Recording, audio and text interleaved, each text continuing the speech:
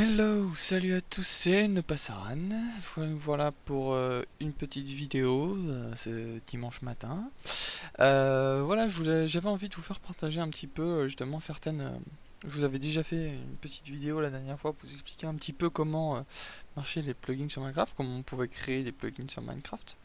Et là, voilà, j'avais envie de faire partager un petit event que j'aime plutôt bien, qui est assez sympa. Ça me permet de faire des genres de petits sorts assez facilement. En tout cas, c'est sympa. Donc en fait, c'est un événement qui s'appelle qui est Entity Damage by Entity Event.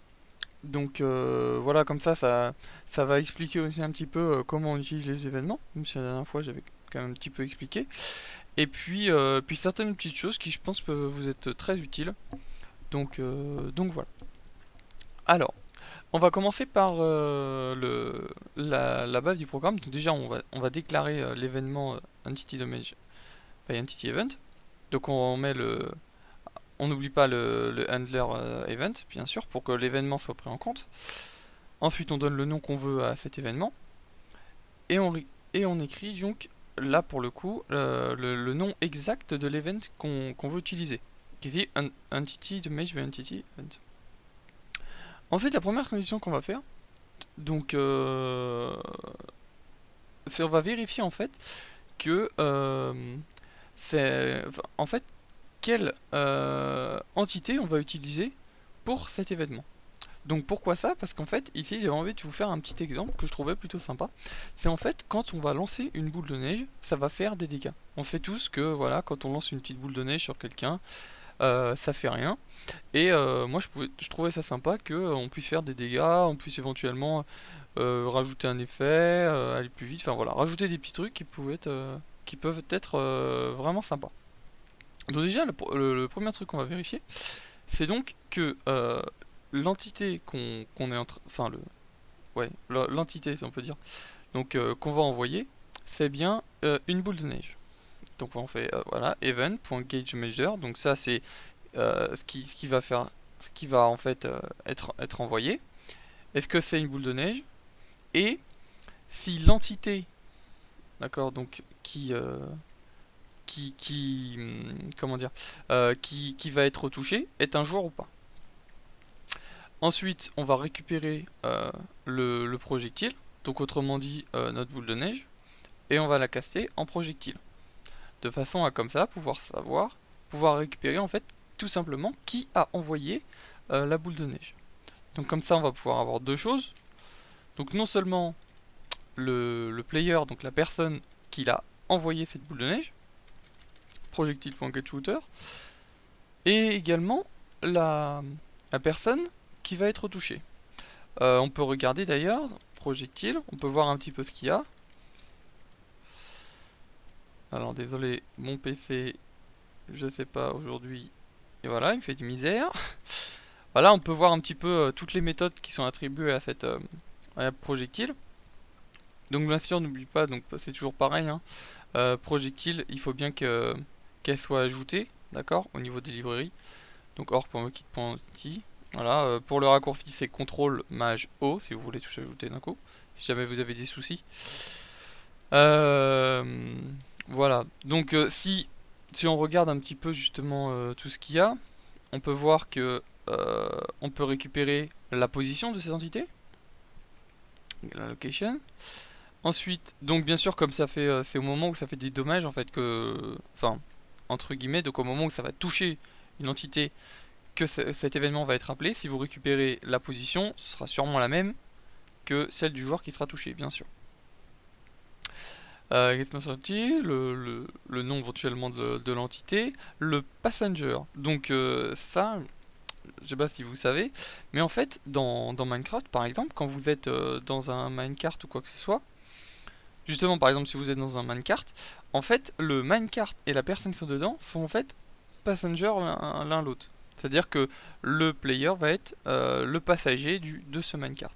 Donc en fait, vous pouvez par exemple rajouter un passenger à une boule de neige.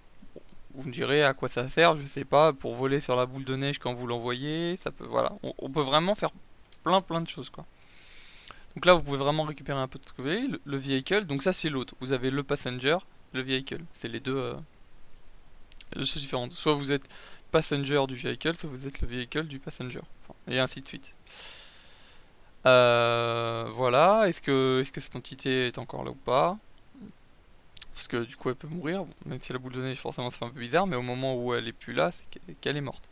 Vous pouvez lui attribuer un effet, faire un effet sur cette boule de neige éventuellement. Je sais pas, un effet de flamme, un effet d'eau, n'importe quel effet. Envoyer un message, bon voilà, après tout ça c'est toutes les commander qui s'appliquent. Projet X and bounce. Voilà, enfin voilà, vous pouvez regarder un petit peu tout ce qu'il y a plein de choses donc que j'utilise pas trop. Set shooter aussi, donc là nous on fait que récupérer la personne qui tire, mais vous pouvez aussi dire qui tire cette boule de neige. Tout simplement, par exemple, si vous utilisez, donc là pour lancer une boule de neige, moi je vais la lancer classiquement en faisant un clic droit comme d'habitude, hein, de toute façon quand on peut toujours lancer une boule de neige, mais si jamais vous utilisez un item pour lancer des boules de neige, il faudra que vous disiez que la boule de neige qui a été lancée, et bah, a comme shooter la personne qui a fait le clic pour l'envoyer. Voilà. Je m'expliquerai peut-être un petit peu plus après si vous voulez. C'était peut-être pas très clair à ce niveau-là. Mais voilà, donc comme vous voyez, on peut vraiment récupérer plein de trucs. Ah, donc on va en venir un petit peu à la suite de ce code. Donc comme je vous disais, donc le player, moi j'ai appelé player, donc c'est la personne qui tire. Target, donc c'est la personne qui va être touchée, one.getEntity. Ensuite je fais quoi? Alors moi j'ai rajouté des petits trucs. Je vais expliquer aussi un petit peu ce que c'est. Ça, faites pas attention, donc je vais mettre ça en commentaire. Hop, voilà. Et on va juste faire... Voilà, on va juste faire ça. Ce sera plus simple. Donc, qu'est-ce que je fais? En fait, je l'ai pas expliqué la dernière fois. C'est pour ça que je profite un petit peu de cette vidéo pour vous l'expliquer aussi. On peut en fait créer les permissions. Vous savez que sur Minecraft, on a, je sais pas si vous, enfin, je sais même pas si vous savez, mais en fait, il y a des permissions qui peuvent être attribuées à des groupes de joueurs ou à des joueurs en fait. Donc en fait, là moi ce que j'avais fait, c'était pour une application, je vends sur mon serveur, et j'avais défini une permission et je vérifiais en fait si le player, donc la personne qui le lance, avait bien la permission pour pouvoir lancer la boule de neige, tout simplement. Donc je vous montre vite fait comment ça marche. En fait on définit, c'est vraiment super facile. Donc voilà, on revient dans le fichier Y. On revient en fait, vous revenez en fait dans votre... en fait vous allez dans... Alors attendez, je vais essayer de vous l'ouvrir là. Hop. Voilà. Vous revenez dans votre fichier YML.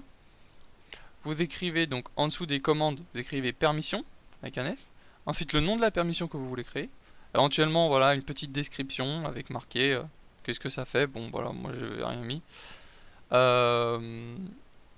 Default. Donc en gros, c'est quoi la permission? Quelle permission par défaut va... Si par exemple en gros vous êtes OP, bah vous pourrez, vous n'aurez pas besoin d'avoir cette permission pour pouvoir le faire en fait. D'accord? OP ça sera la permission au-dessus de celle-ci. Voilà, c'est à ça que ça correspond la permission OP. Enfin pardon, la permission, permission de default. Donc voilà, juste même pas ces deux lignes, hein, juste éventuellement cette ligne-là, mais c'est celle-là la plus importante pour définir une permission. Une fois que c'est fait, vous sauvegardez bien votre fichier YML.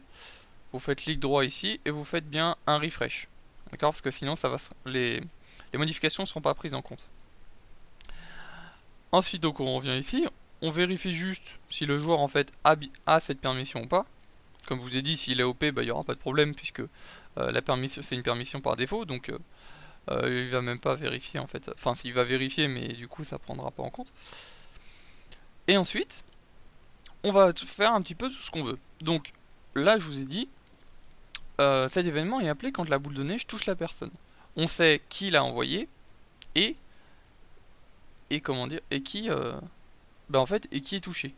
Donc on va prendre la personne qui est touchée et on va regarder ce qu'on peut lui faire. Alors on peut lui jeter un effet de potion. Éventuellement, je sais pas, vous lancez une boule de neige, on lui applique un petit effet de potion. On peut éventuellement, bon c'est pas forcément intéressant, mais voilà, récupérer son nom, bon voilà, des choses comme ça. On peut faire un peu tout ce qu'on veut, récupérer son inventaire. Voilà, pour quelque application, je sais pas, par exemple, on envoie une boule de neige à quelqu'un, ça pique un objet dans son inventaire. Exemple. Donc voilà, on peut vraiment faire pas mal de choses. Scoreboard, toc toc toc toc toc. Voilà, hein, je vais pas vous montrer tout forcément parce qu'il y a pas mal de choses. Bon, ils online forcément, je pense qu'il est online, sinon on pourra pas le toucher. Ouvrir son inventaire. Faire des effets, voilà, comme je vous disais tout à l'heure, on pouvait ajouter un effet sur le projectile. On peut aussi ajouter un effet sur la personne au moment où on va la toucher. Voilà, ça peut être intéressant. Euh, voilà, voilà. Plein de trucs comme ça. Set flying, set XP, enfin voilà. Ouais, vous voyez enfin, vous verrez un petit peu tout ce qu'on peut faire. Moi, je vais m'intéresser tout simplement en fait à la méthode damage. Pourquoi? Parce que mon but en fait, dans mon petit exemple, c'était juste de faire des dégâts en fait à la personne qui allait être touchée. Donc ce que je fais, c'est que je fais un damage et ensuite je marque les damages que je veux lui appliquer. Pour tout simplement quand je le touche, je veux lui faire des dégâts.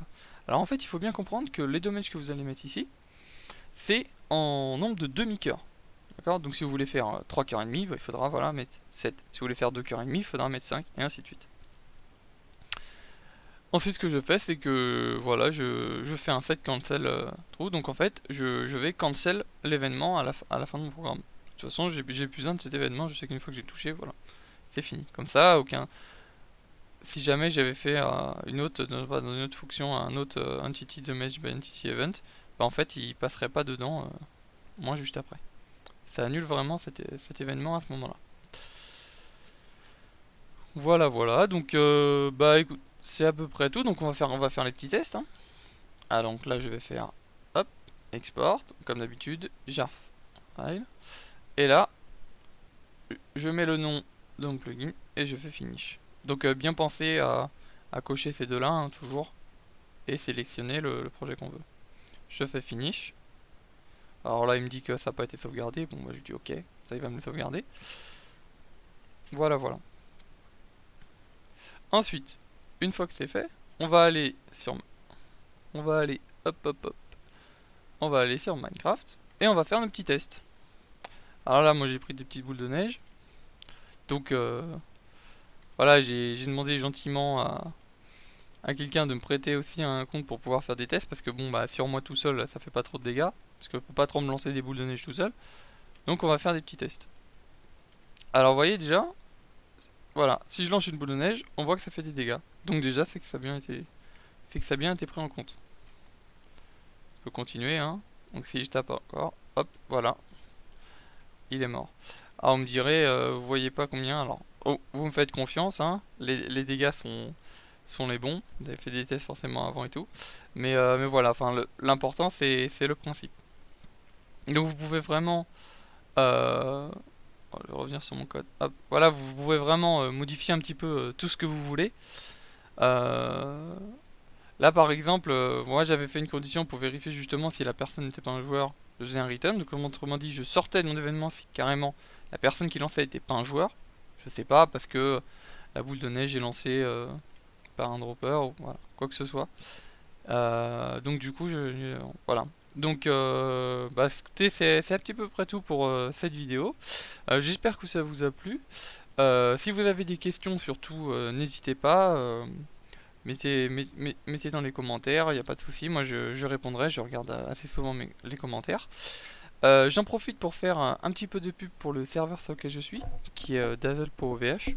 C'est un serveur semi-RP du coup sur l'Antiquité, qui est vraiment cool, donc voilà, si vous voulez faire un petit tour sur le forum, sur le site tout simplement que je mettrai dans la description, n'hésitez pas, et ça vous plaît, bah venez, on vous accueillera à grands bras. Voilà, c'est sympa. Donc merci beaucoup et puis bah sur ce, à plus pour une prochaine vidéo.